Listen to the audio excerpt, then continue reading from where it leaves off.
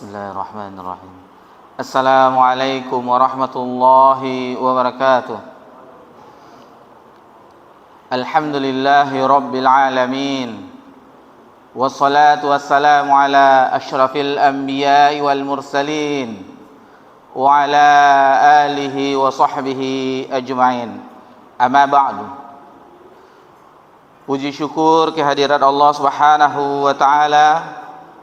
Alhamdulillah, dan dengan segala nikmatnya Allah perjumpakan kita kembali di masjid ini setelah kita melakukan salat fardu berjamaah dan sambil menunggu waktu salat isya kita menahan diri sejenak untuk sama-sama mempelajari agama Allah Subhanahu wa taala. Dan alhamdulillah, di antara bentuk nikmat Allah Subhanahu wa taala, Allah turunkan hujan. Ini merupakan nikmat Allah Subhanahu wa taala. Janganlah kita sampai tidak suka diturunkannya hujan, atau di dalam hati kita ada sesuatu yang nikmat ini turun akan tetapi kita tidak menyukainya karena terhambatnya perjalanan kita, karena kita tidak bisa beraktivitas atau segala macamnya. Dan ini dilarang di dalam agama kita karena Allah lah yang telah menurunkannya, dan ini bermanfaat bagi kita seluruhnya, bukan terhadap manusia saja. Memang untuk manusia yang utama, akan tetapi juga bermanfaat bagi makhluk-makhluk Allah yang lainnya, seperti hewan dan tumbuh-tumbuhan yang membutuhkan kesegaran juga, dan semuanya akan dimanfaatkan oleh kita manusia. Kemudian salawat beriringkan salam kepada Nabi kita tercinta, Nabi Muhammad sallallahu alaihi wasallam. Dan alhamdulillah, kajian kita di Masjid Dakwah ini di pekan kedua dan keempat, di pekan genap, insyaallah kita memulai kitab yang baru, karena matan hadis Arba'in An-Nawawiyah telah alhamdulillah diselesaikan di pekan yang lalu di daerah Limbungan. Jadi untuk khusus di masjid kita ini di pekan kedua dan pekan keempat, pekan genap, setiap hari Ahadnya insyaallah kita memulai kitab yang baru. Kitab yang baru yang disusun oleh Syekh Abdurrahman bin Nasir As-Sa'di, kumpulan hadis yang berjudul kitabnya yaitu Bahjatul Qulubil Abrar wa qurrati a'yun fil akhyar fi syahril jamil akhbar. Itu judul kitab insyaallah yang kita bahas, berisikan 99 hadis yang dipilih oleh Syekh rahimallahu taala, yang mencakup segala disiplin ilmu di dalam Islam. Ada akidahnya, ada ibadahnya, ada muamalahnya, ada akhlaknya, dan ini dipilih oleh Syekh dan sebagian yang setelah kita lihat sejenak, karena kita belum pernah mempelajari kitab ini, ada sebagiannya terdapat di matan hadis Arba'in An-Nawawiyah.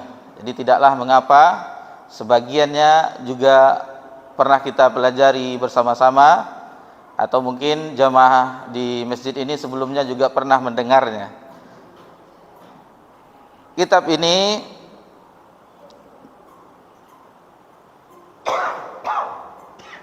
alhamdulillah bukan di sini saja dibahas, banyak para asatizah kita yang membahas kitab ini.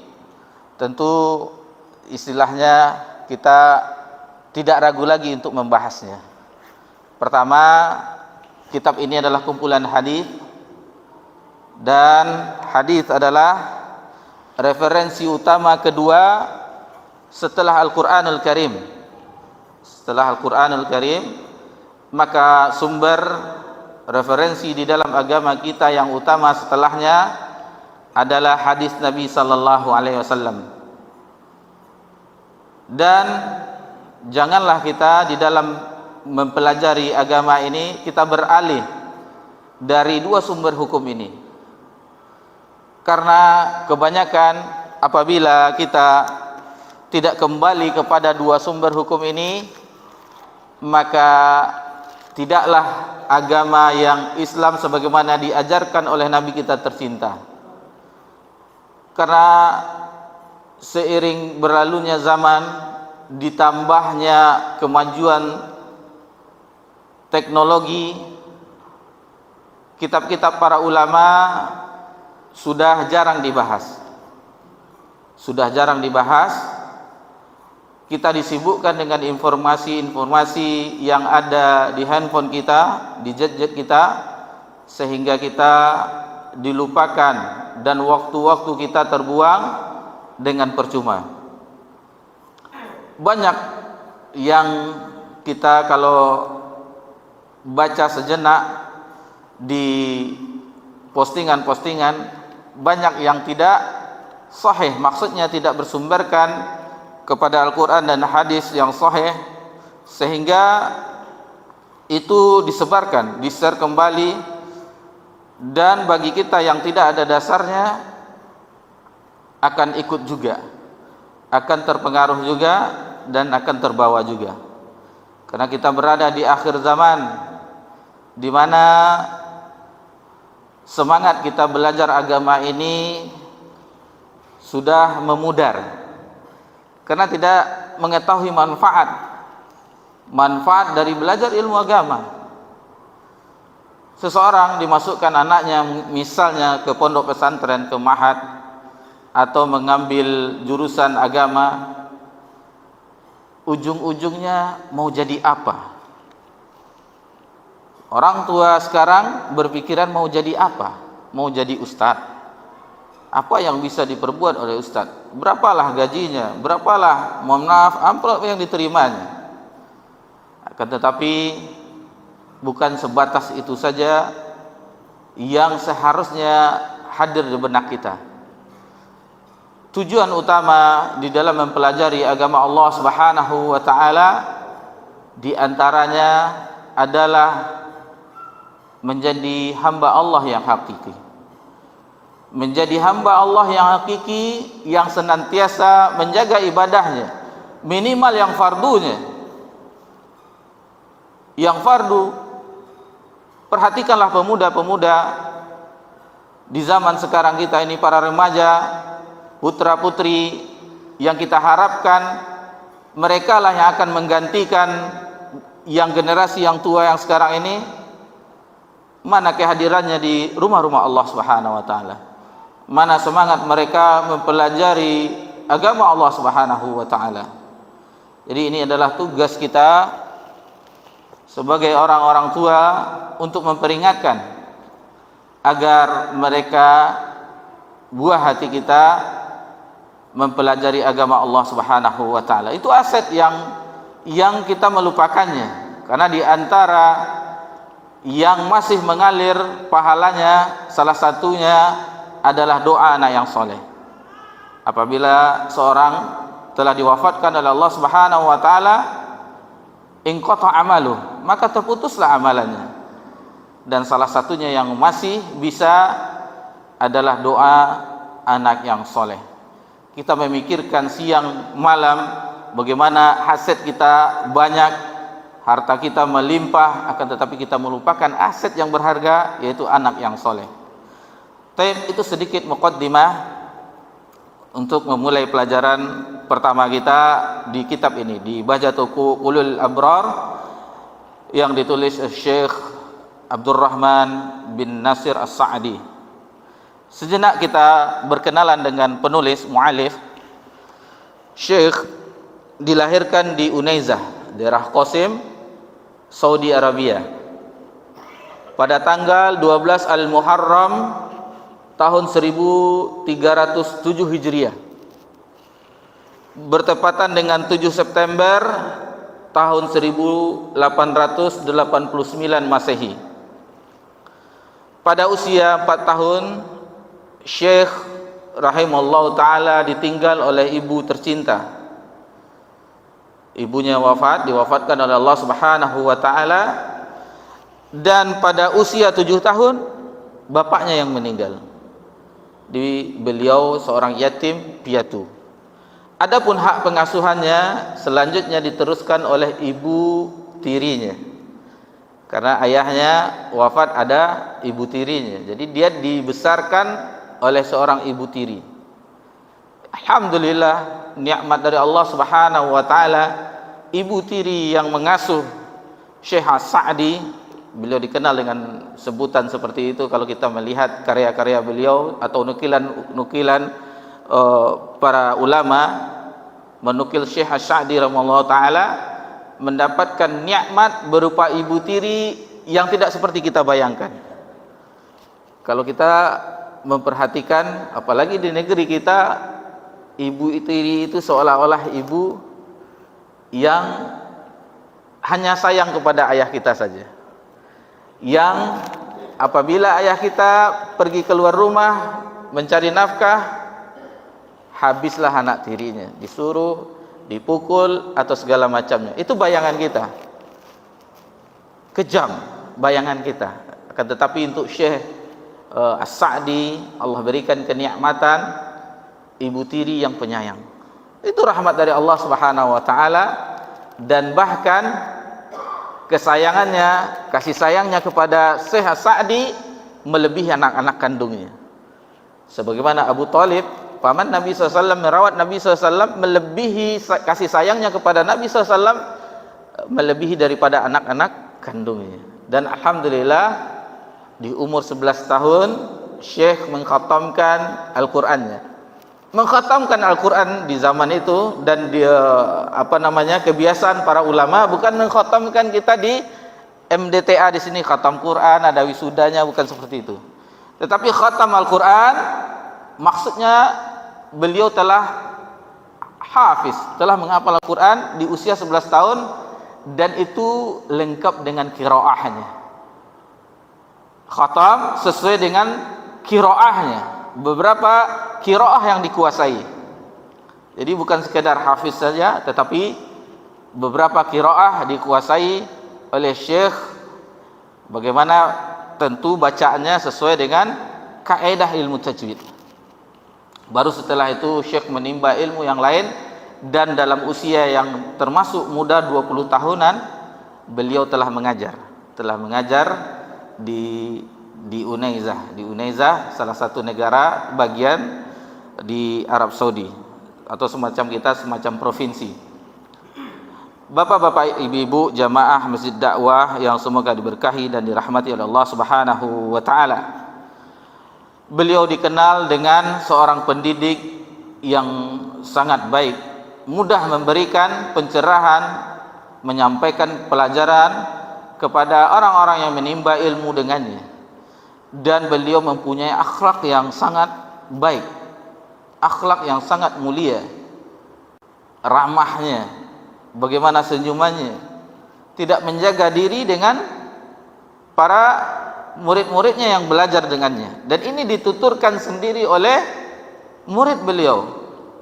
Di antaranya yang dikenal dengan, yang ternama di antara murid-murid beliau, salah satunya Syekh Muhammad bin As-Saleh Al-Utsaimin rahimahullah ta'ala. Itu salah satu muridnya yang wafat. Muridnya ini wafat tahun 2000 Masehi.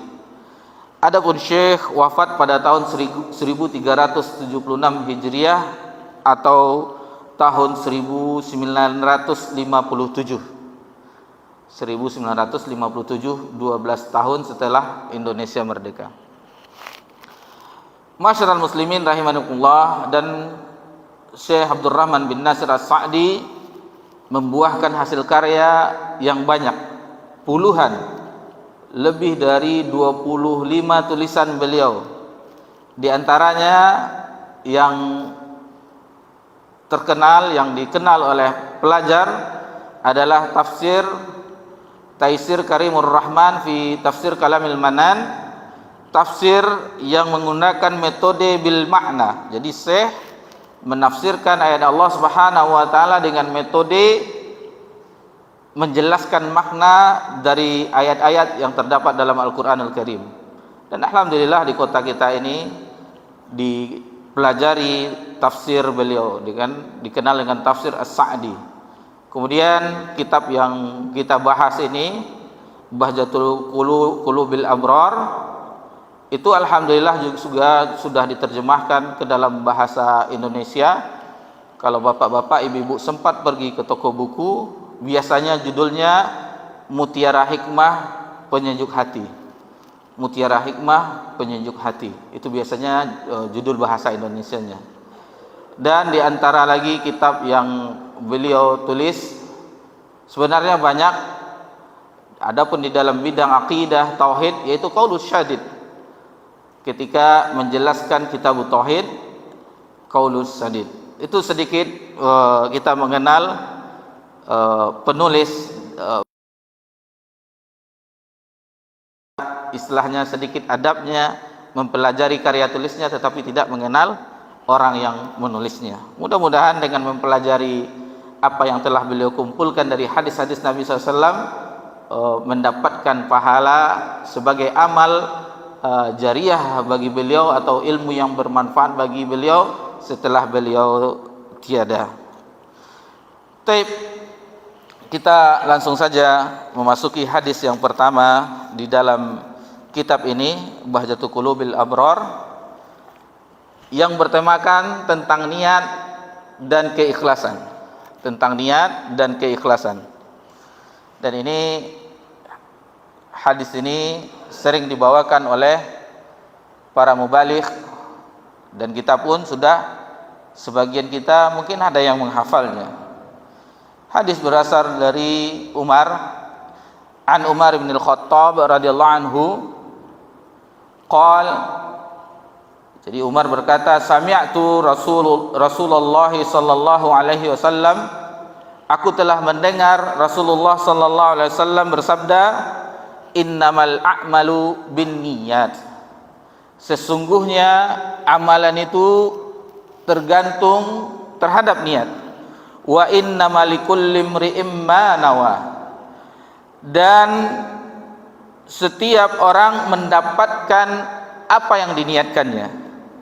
Faman kana hijratuhu ilallah wa rasulih, maka barang siapa yang hijrahnya untuk Allah dan Rasulnya, fahijratuhu ilallah wa rasulih, maka hijrahnya untuk Allah dan Rasulnya. Maksudnya mendapat ganjaran seperti itu untuk Allah dan Rasulnya.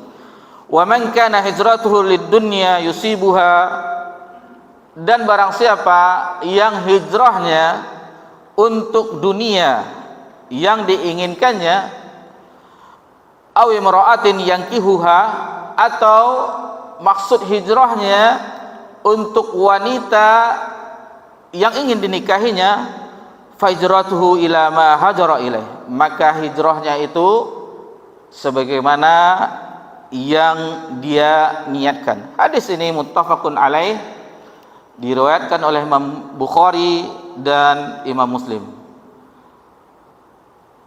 Sejenak kita mengingatkan tentang Umar.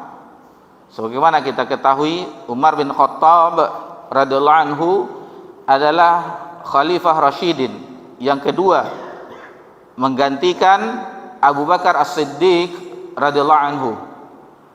Beliau di masanya itu melakukan perluasan wilayah Islam sehingga kekuasaan Romawi dan Persia ketika itu dikuasai oleh kaum muslimin. Jadi imperium besar Romawi dan Persia itu takluk di zamannya Umar bin Khattab. Adapun kelebihan-kelebihan Umar bin Khattab yang lainnya satu saja kita sebutkan karena banyak sekali tentang manaqib Umar, tentang keutamaan kedudukan Umar bin Khattab yang disebutkan oleh Nabi SAW.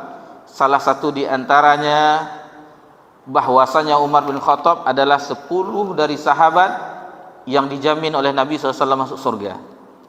Abu Bakar fil jannah, Umar fil jannah.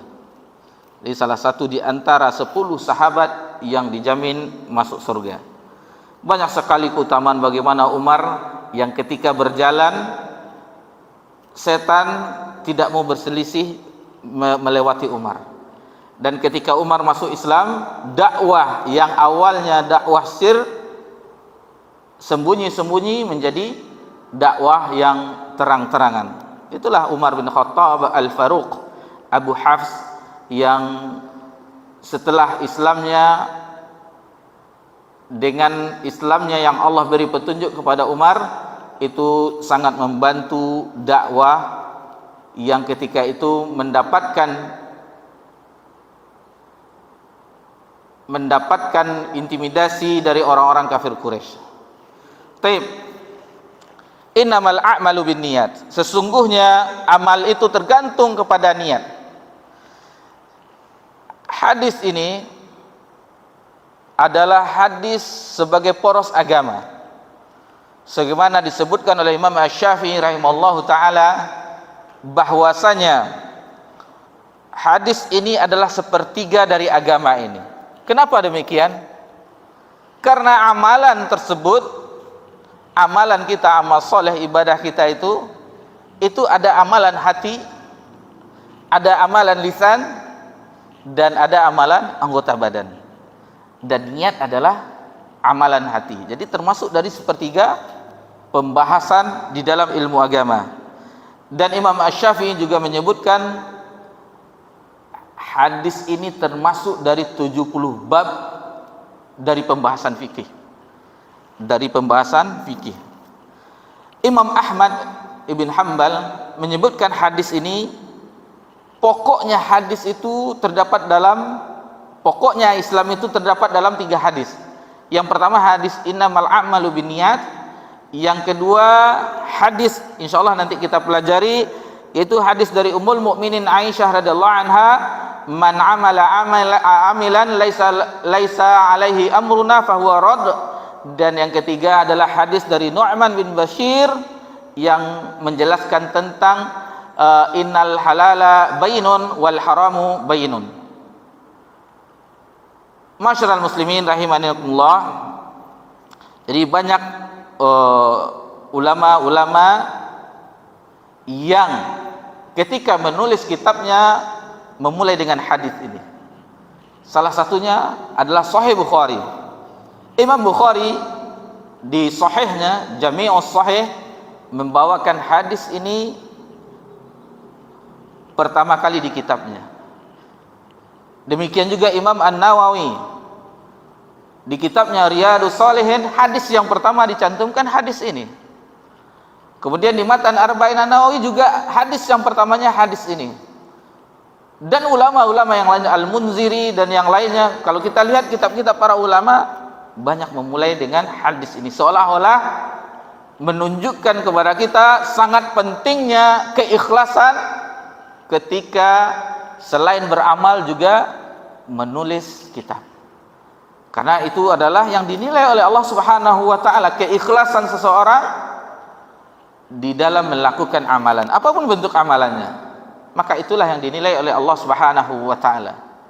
Jadi Allah Subhanahu wa taala tidak melihat rupa kita, harta kita, akan tetapi Allah akan menilai hati kita dan amalan kita. Masyarul muslimin rahimanillah. Jadi hadis ini sangat penting. Walaupun meskipun kita pernah mendengarnya, pernah mempelajarinya, dan bahkan di Matan Arba'in An-Nawawiyah yang telah diselesaikan di daerah Limbungan juga hadis ini dibahas, akan tetapi ingatlah apa yang telah disampaikan oleh orang-orang tua kita dulu, pepatahnya, pasak jalan de ditampuah, apa kaji de diulang. Jadi kita mempelajari senantiasa belajar, akan ingat kembali pelajaran mungkin telah kita dengarkan beberapa tahun yang lalu, kita lupa, lalu kita ingat kembali. Jadi tidak salahnya Tidak ada salahnya kita duduk di majelis ilmu, mengulang-ulang pelajaran dan mengingat kembali pelajaran-pelajaran yang telah dipelajari. Innamal a'malu binniyat, sesungguhnya amalan itu tergantung pada niatnya. Ini adalah pembatasan bahwasanya segala amalan itu tergantung pada niatnya. Dibatasi bahwasanya amalan itu tergantung pada niatnya, sesuai dengan niatnya. Wa innama likulli imri'in ma nawa. Di bagian ini, dan sesungguhnya setiap sesuatu itu didapatkan sesuai dengan yang diniatkan, harus sesuai dengan niatnya. Apa maksud kita? Mungkin belum terbayangkan bagi kita bapak-bapak, ibu-ibu, apa maksudnya dari hadis ini. Taib. Sebelumnya kita harus mengetahui apa itu niat. Niat di dalam bahasa itu al-qasdu, yang dituju. Al-qasdu itu tujuan. Adapun secara istilah adalah tujuan yang diiringi dengan perbuatan kita. Itulah niatnya. Apa tujuan kita dalam mengamalkan sesuatu itu? Apa? Kepada siapa? Itu maksudnya. Jadi kalau kita tujukan kepada lillah, kepada Allah Subhanahu wa taala, berarti itulah keikhlasan. Keikhlasan itu adalah yang ditujukan kepada Allah Subhanahu wa taala. Dan ini adalah salah satu syarat diterimanya ibadah kita, amalan kita. Para ulama menjelaskan, ibadah itu diterima oleh Allah Subhanahu wa taala jika memenuhi dua syarat. Yang pertama ikhlas karena Allah Subhanahu wa taala, yang kedua mengikuti cara Nabi sallallahu alaihi wasallam. Jadi kita beribadah hanya untuk Allah Subhanahu wa taala. Ini banyak dalilnya dalam Al-Qur'an Al-Karim, seperti dalam surah Al-Bayyinah, wa ma umiru illa liya'budullaha mukhlishina lahuddin, atau di dalam ayat yang lain, ala innalillahi dinul khalis, ketahuilah sesungguhnya milik Allah lah agama yang ikhlas. Kemudian di ayat yang lain, kul inna salati wa nusuki wa mahyaya wa mati lillahi rabbil alamin. Jadi seluruhnya niat itu hanya untuk Allah Subhanahu wa taala, dan jika dipalingkan kepada selain Allah Subhanahu wa taala, yang pertama terjangkiti penyakit orang yang beribadah adalah riya. Itu yang pertama, riya, yaitu memperlihatkan ibadahnya. Maksud dia beribadah bukan untuk Allah Subhanahu wa taala, bukan mengharapkan ganjaran dari Allah Subhanahu wa taala agar dipuji manusia. Jadi ini penyakit yang berbahaya bagi seorang yang melakukan ibadah. Masyarul muslimin rahimakumullah. Kemudian fungsi niat. Fungsi niat, apa fungsi niat itu? Yang pertama yaitu untuk membedakan kebiasaan dengan ibadah. Contoh, misalnya kebiasaan kita setiap hari mandi itu kebiasaan. Dengan niat dia menjadi ibadah. Misal bagi yang telah berkeluarga menjadi sedang janabah, maka dia mandi besar. Itu padahal perlakuannya sama-sama mengguyur air. Yang satu dinilai itu kebiasaan, yang satu bernilai ibadah untuk mengangkat hadas besar. Itu dari niat. Itu yang pertama. Yang kedua yaitu membedakan ibadah yang satu dengan yang lainnya. Maksudnya, contoh, solat sunat sebelum subuh itu 2 rakaat. Solat subuh 2 rakaat juga. Lalu bagaimana? Yang membedakannya adalah niatnya. Satu solat sunat sebelum subuh, itu niatnya seperti itu. Yang satu lagi adalah solat subuh sama-sama 2 rakaat, itu adalah solat fardu. Itu contohnya agar kita bisa memahami fungsi dari niat. Baik, masyarul muslimin rahimani rahimakumullah. Makna lain dari niat yaitu adalah kemauan, azam, kemauan. Ini sebagaimana Allah Subhanahu wa taala firmankan di dalam surah Ali Imran, nanti bisa 152, dimulai dari walaqad sadaqakumullahu wa'dahu iz tahussunahum biiznih. Adapun yang kita maksud di pertengahannya, minkum may yuridud dunya wa minkum may yuridul akhirah. Di antara kamu ada yang menginginkan dunia, dan di antaranya yang sebagian lainnya menginginkan akhirat. Kemudian di dalam surat Asy-Syura, dalam surah Asy-Syura ayat 20, Asy-Syura ayat 20, nanti juga dicek bagi bapak-bapak, ibu-ibu, mungkin bisa nanti dilihat di rumah. Di mana di sini Allah Subhanahu wa taala berfirman, "Man kana yuridu harsal akhirah nazid lahu fi harsih." Barang siapa yang menginginkan keuntungan akhirat, maka Allah akan tambah keuntungannya. Wa man kana yuridul hatsad dunya nu'tihi minha wa ma lahu fil akhirati min nasib. Dan barang siapa yang menginginkan keuntungan dunia, maka Allah akan berikan sesuai dengan takarannya. Sebagiannya, tidak seluruhnya kita mendapatkan dunia, sesuai dengan yang Allah telah tentukan, yang telah Allah tetapkan kepada kita. Jadi nanti dan di akhirat dia tidak akan mendapatkan apa-apa. Itu bagi orang yang menginginkan dunia semata. Itu makanya kalau berdoa itu kita meminta juga dunia dan akhirat. Rabbana atina fid dunya hasanah wa fil akhirati hasanah wa qina azabannar. Jadi jangan semata-mata kita hanya mengharapkan keuntungan dunia semata. Itu sementara. Adapun keuntungan, kebahagiaan, perolehan pahala yang besar di akhirat kelak. Taib, masyarul muslimin rahimanillah. Sedikit kita nukilkan perkataan-perkataan para ulama mengenai niat. Di antaranya Yahya bin Katsir rahimallahu taala, di mana beliau pernah berkata, pelajarilah niat. Karena niat tersebut berpengaruh kepada amal. Karena niat itu berpengaruh pada amal, diterima atau tidaknya ibadah dengan niat tersebut.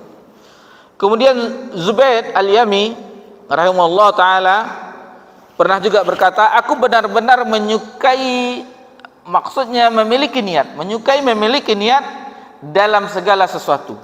Bahkan dalam segala sesuatu maksudnya sampai makan dan minum diniatkan agar mendapatkan kekuatan untuk beribadah kepada Allah Subhanahu wa taala.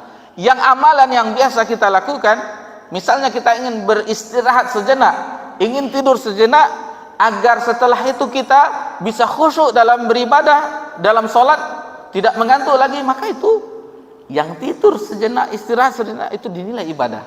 Karena tujuan niat kita merebahkan badan kita sejenak agar ibadah kita sempurna. Seperti makan dan minum tadi, yang kebiasaan kita sehari-hari, kita niatkan makan minum tersebut agar memiliki kekuatan sehingga kita nyaman beribadah kepada Allah Subhanahu wa taala. Itu terhitung ibadah dengan niat tadi. Kemudian Abdullah bin Mubarak pernah juga berkata, betapa banyak amal yang kecil menjadi besar karena niat.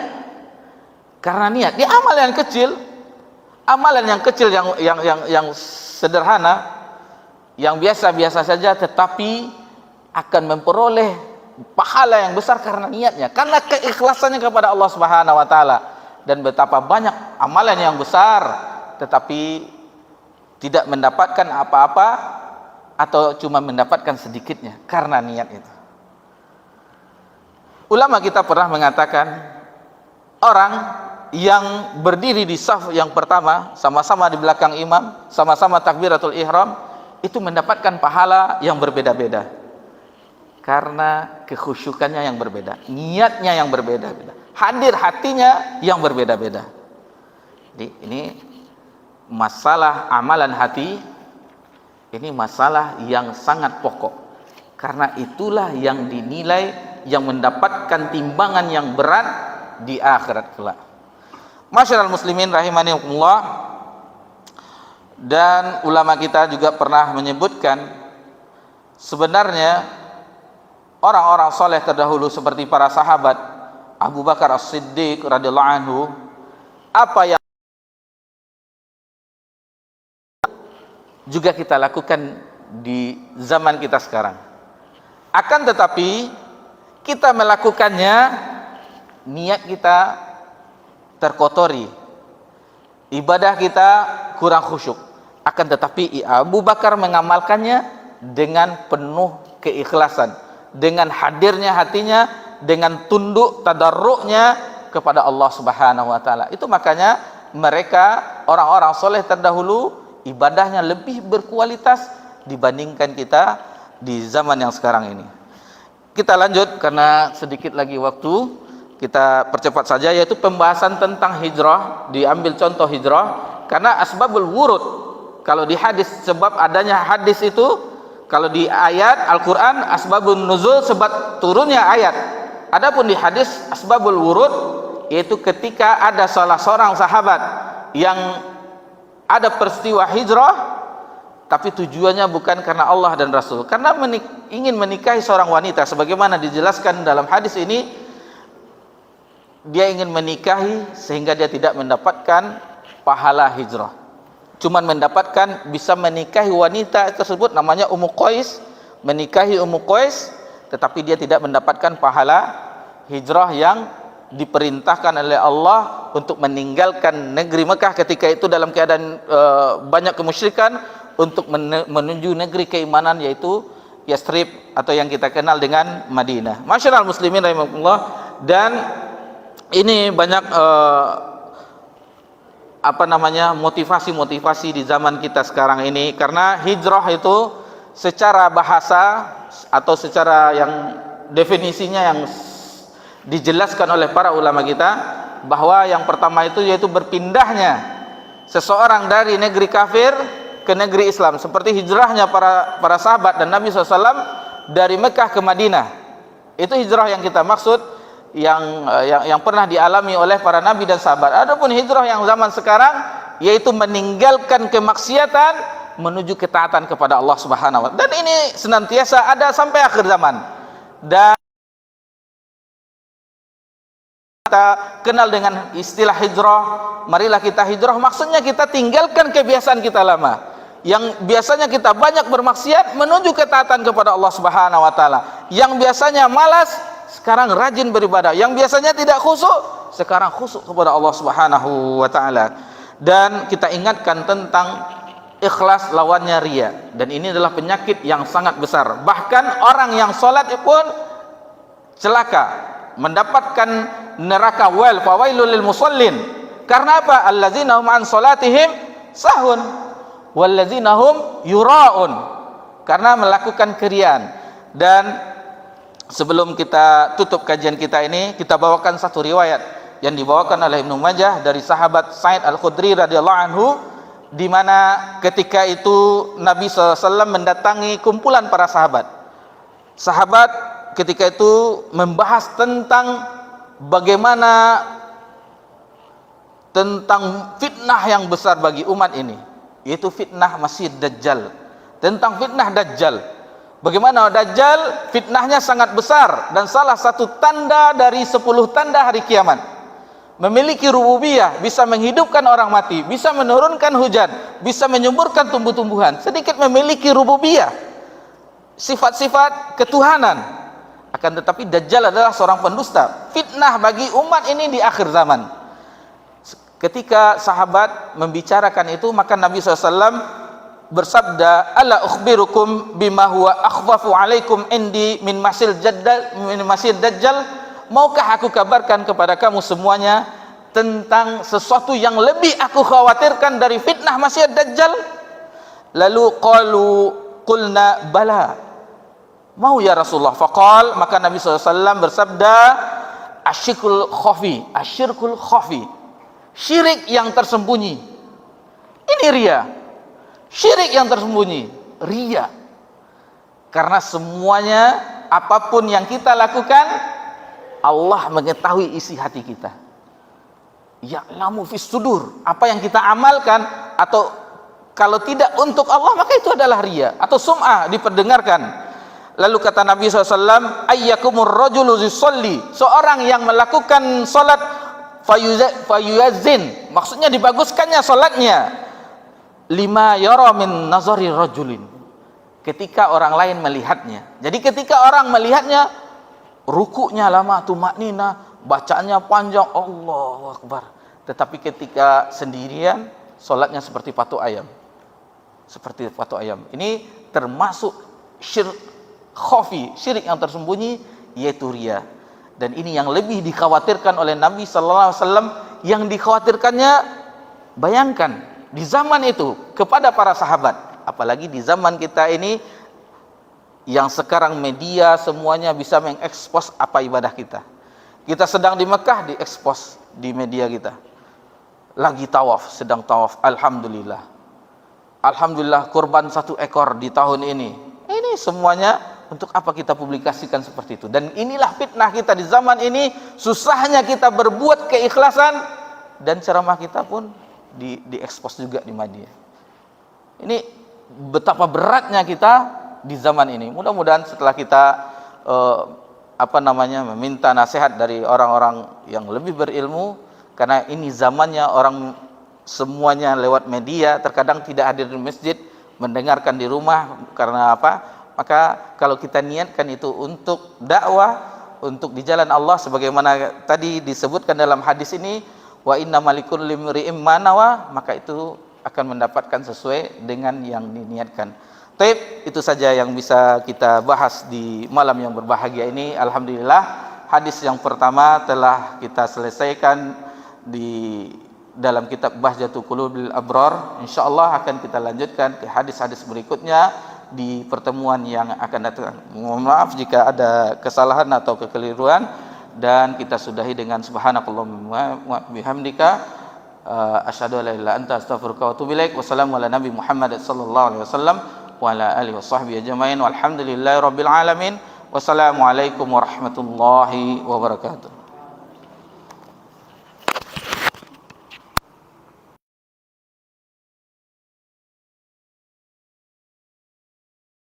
Bismillah.